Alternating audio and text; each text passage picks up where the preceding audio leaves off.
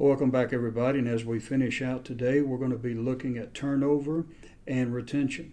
Now, these are two more important concepts as we look at the psychology of the worker. Now, turnover is an unfortunate reality. It happens in business, it happens in ministry. And even though we can't prevent it, we can oftentimes curtail it by making sure that we are keeping the employee happy, we're communicating with the employee and the ministers as well. And our goal is retention. We want to be able to hold on to those who are producing, those quality workers. It's very important for us to produce strategies that are going to be able to facilitate the needs and the goals that our workers have and keep them in a long-lasting relationship with the business. So today we're going to finish out again by looking at these two very important concepts that you as an HR manager need to understand if you're going to be successful. Well, welcome back, class. Today we're going to finish up Chapter 5 as we take a look a little bit more into individual and organization relations and retention. Now today we're going to take a look at employee turnover. Now employee turnover takes different forms, but first let's take a look at the definition. The definition of turnover is the process, really, and just people leave and you have to replace them. There's a lot of cost involved in that. In fact, I remember talking to a Federal Express employee. She worked in recruiting, and they had a hard time keeping employees in the hub. And the hub, I guess, is the big place where they collect all of the packages and they divide them all out to go to different destinations. And she says it's not uncommon to have a person show up that afternoon for work and leave by midnight. She said it's like a revolving door. Now, companies as big as FedEx can probably afford the cost of turnover like that, but most organizations can't. So we need to be aware of turnover and really the consequences that result from it. Now, there are signs of possible turnover. There's low interest in getting promoted. Really, these individuals are not looking to do anything more in the organization. They're not motivated to do more. They're reluctant to be involved in long-term opportunities.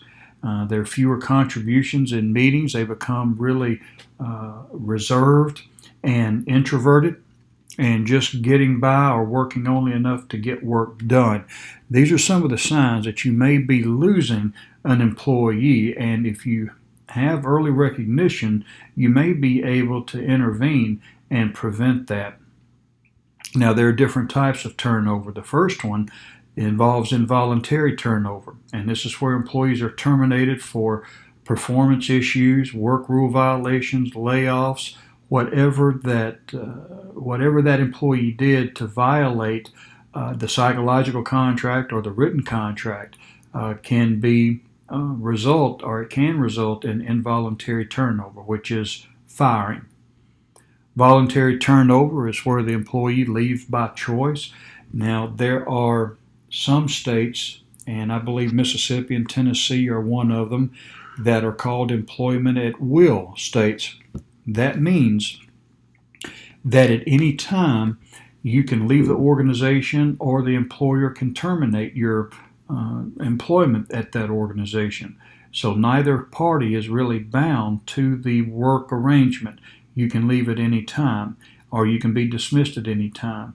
But voluntary turnover means that the employee has decided to go ahead and leave the organization by choice. Now, you also have functional turnover.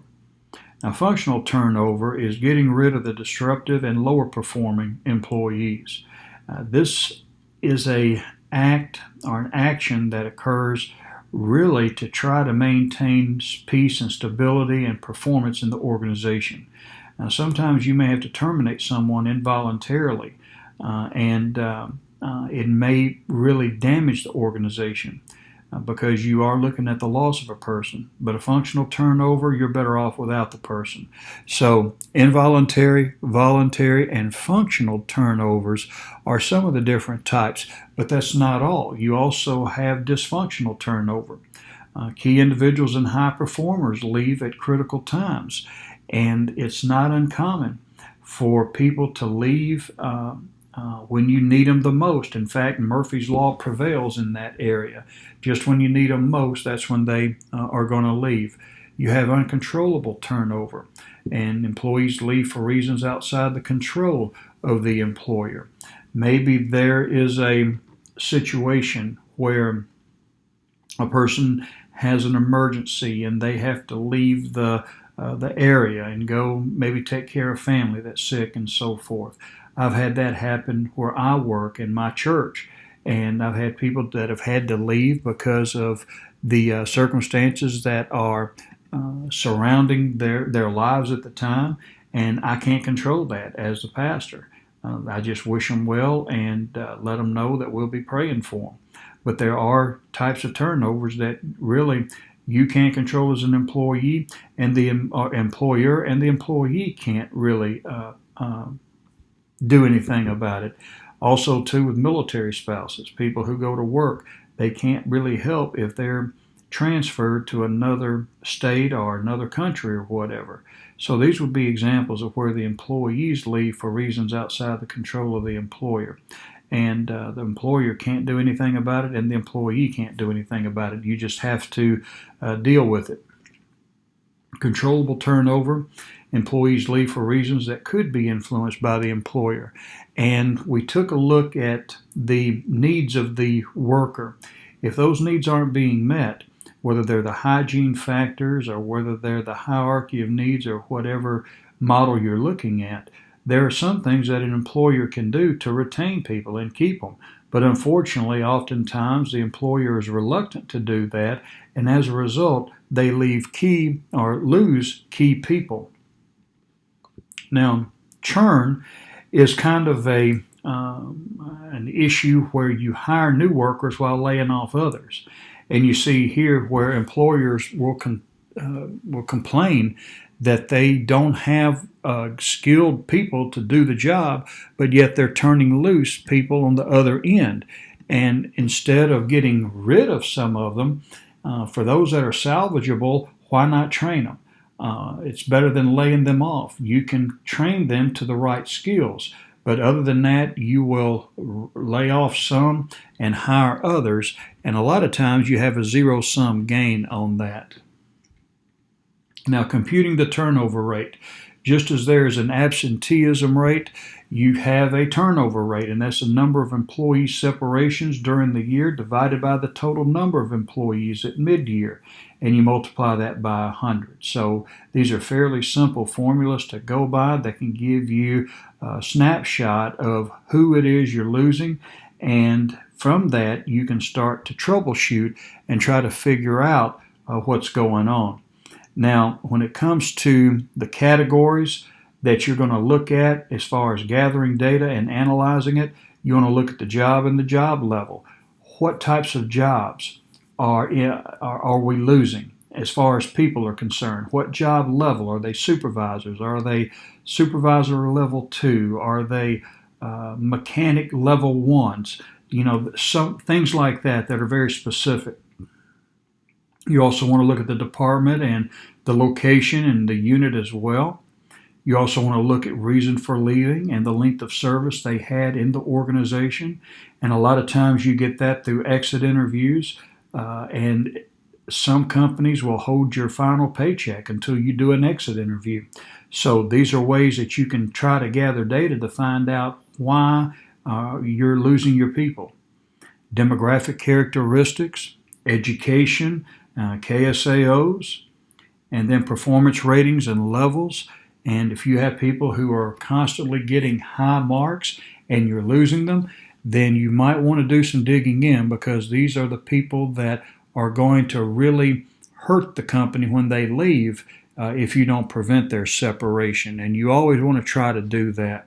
And in determining the turnover cost, you have a look, and the textbook talks about the separation cost, what it's going to cost to lose them, how much it's going to cost you while the thing is vacant, how much it's going to cost to replace them through recruiting and advertising and so forth, and then the training cost, which is going to really take its toll, because as they're learning, they're not going to be productive. So you're going to be losing money. And that's one of the reasons why laying off and turning over people is really not a good idea. Oftentimes, when economic conditions are tight, companies, the first thing they'll do is to lay off people. Well, when they lay off people, they are laying off all of those learning curve advantages. You see, when a person comes to the organization, they come fresh. They don't know anything. They don't know how your organization works. Yeah, they may have knowledge of a job, but they don't know how the job is carried out specifically for that organization. So there is a learning period that we call the learning curve. And during this time, they're going to be fumbling around trying to figure out the best way of doing things. They're not going to be very productive. And again, during this time, you're losing money because they're not producing. So eventually, they will get to the point where they are performing. And that's where you want them to be. But think about this. If you let them all go, guess what happens? When you bring new people in, you've got to go through that learning curve all over again. And if you have competition out there who have people that are qualified and are producing and are effective, they can very easily capture the market and leave you far behind in the dust. So you want to try to avoid getting rid of people, separating them, laying them off, or whatever, for no other reason than just to be able to retain that learning curve advantage. And there are different strategies. Instead of laying off, you can retrain them and have them do other things, or kind of curtail their work schedules and work with them.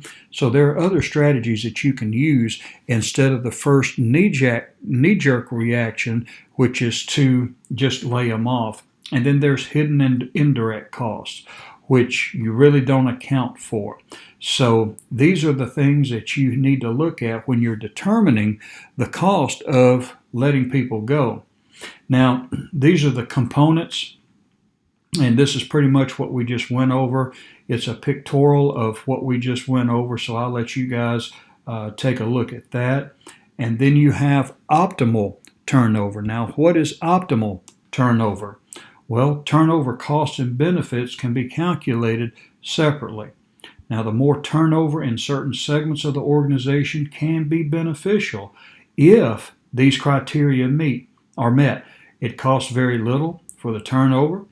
Those leaving are less valuable than their replacements, and their good replacements are available. So you want to take a look at what you're losing as opposed to what you could be gaining. Yes, it's not a good idea to lose people, but if you are getting better quality as a result of that, then the turnover will be less dramatic and less traumatic, and you can actually profit from it. Now, there are myths about retention. Money is the main reason people leave. Well, money is a factor, but oftentimes it's not the main reason why people leave. Many people leave, and I've talked to them over the years, they leave because of substandard management. They're not treated correctly. They're not being treated with respect that they feel they deserve. So that has a big weight. A lot of it, too, is the work environment, the amount of work being placed on individuals. There are all types of reasons why people leave, and it's not just money. Hiring has little to do with retention. Well, yes, it does. I teach a staffing class for another college, and one of the first things that I try to teach the students is that if you don't hire right, you're not going to keep the right people, and they're not going to stay. So hiring is the front line of defense that you have to be able to protect the organization and ensure that people are there, and the people who are there are doing the job for the right reason. They're rightly motivated, in the right number, doing the right thing. And if you train people, you're only training them for another employer. Well, that's not necessarily true. Now, it is true, and what I've seen, it is true for a lot of people who are not satisfied with the organization. But if you're treating your people right and you are training them, then chances are they're going to stay. And do not be concerned about retention during organizational change. Well, yes, you do. because you still are going to be losing those learning curve advantages. So you need to be concerned about retention every step of the way through every cycle and every initiative that organization tries to engage in, and every situation that organization goes through. If high performers want to leave, the company cannot hold them. Well, high performers are motivated a lot of the ways that the regular employers are motivated. It takes just knowing what it is that they're looking for and how to apply those resources that we have in the organization to their individual needs. Now we have drivers of retention, and I'll just let you guys kind of look over that in your textbook also. You have the organizational and management factors, employee-supervisor relationships, job and work-life balance. And that is getting to be a big issue today. Probably one of the main issues is people trying to juggle work and also their personal life. And again, it used to be in the past where people had to make a choice. It's either or. But today we're trying to balance that out. You also have rewards. Is your reward system, your compensation system, competitive with everybody in the industry and other organizations?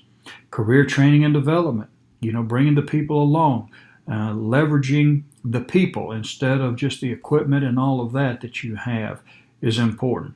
And then employer policies and practices. Are you engaging in what we call distributive justice? And are you engaging in what we call procedural justice? Are you an organization that promotes fairness not only in the way that you do business, but the way that you reward performance? So these are issues that drive retention. Now, retaining top performers, you can have any of these that will contribute to it: executive mentoring, challenging job assignments, development of management competencies, regular performance feedback. These are all things that collectively can help you retain the ones who are your upper echelon of individuals who are working there. Now, retention assessment and metrics. Some of the first areas to consider when analyzing data for retention is the work itself, the pay and the benefits, what type of supervision they have, occupations, departments, and demographics of those leaving and staying. So when you do all of this, what you're looking for are trends. What trends do you see that the data provide? And from that, you can start to develop strategies to be able to retain employees. Without it, you're going to be guessing. Now, the process for managing retention, I'll let you take a look at that. You have the assessment, the intervention, and then the evaluation and follow-up. It follows the same model that all the other models have incorporated. It's just a different way of expressing it.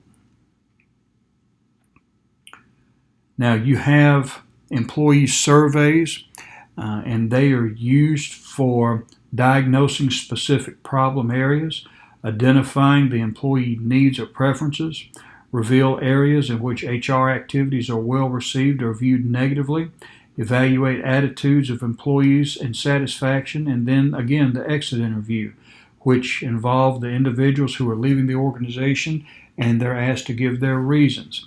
And you probably can rely on the exit interview better than you can anything else, because these people don't care. They will tell you how it is and how they feel without worried about their job, because they're leaving their job. But these surveys and interviews are all designed to help you pinpoint problem areas that emerge and cause people to leave your organization.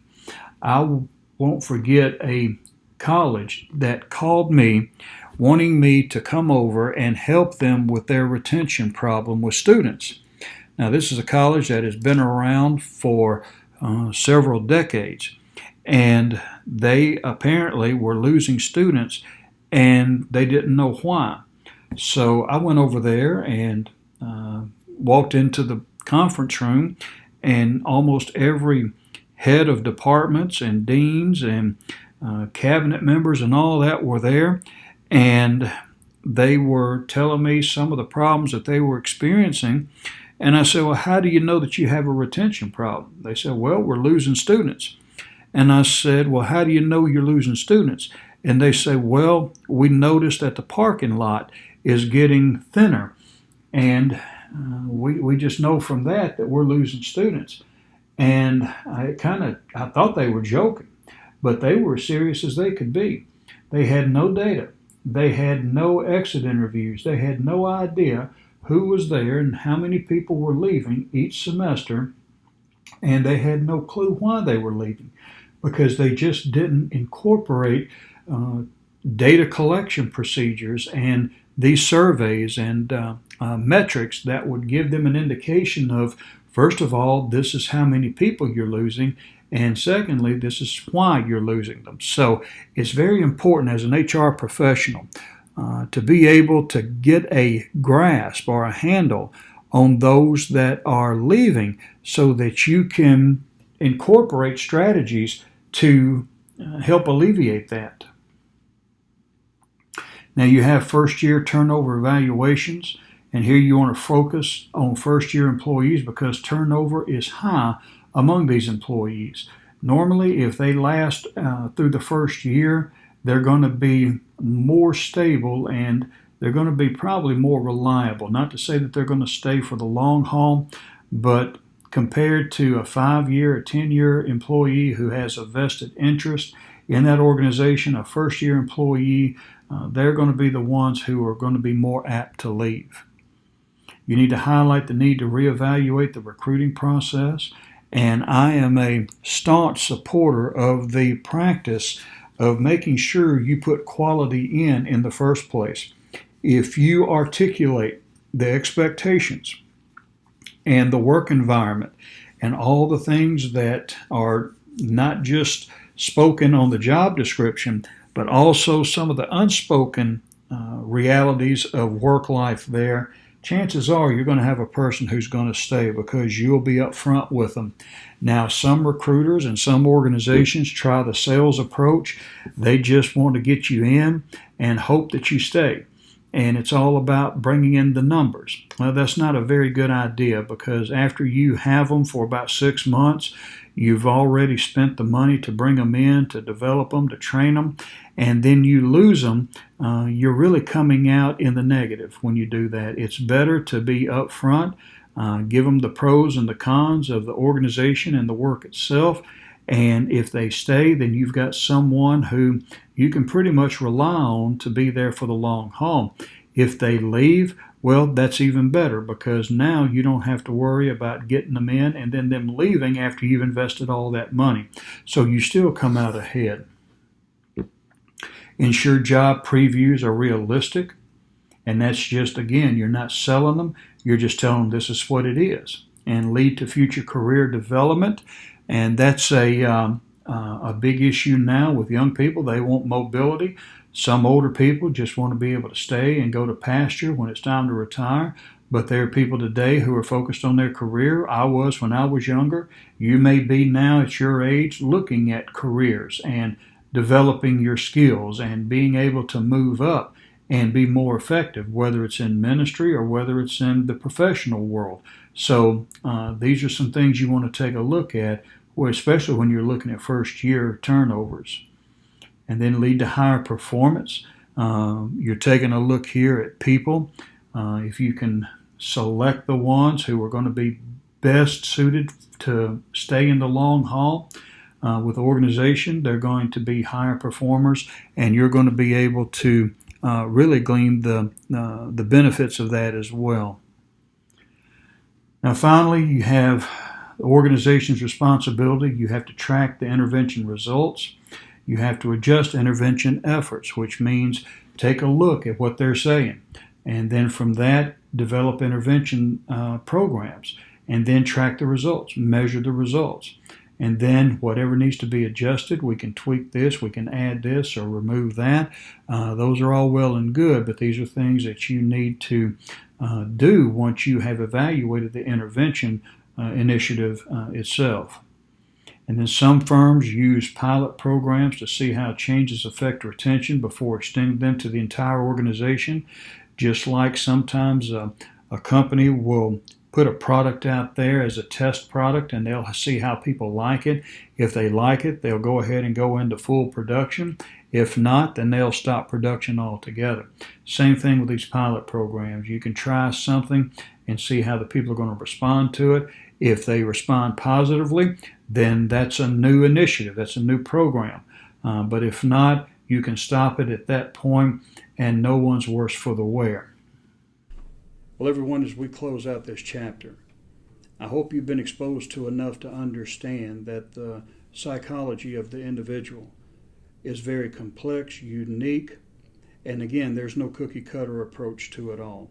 But by understanding these concepts, by understanding the significance of psychological contract or job satisfaction, or how to prevent and be able to manage employee turnover, and how to incorporate strategies to retain quality employees.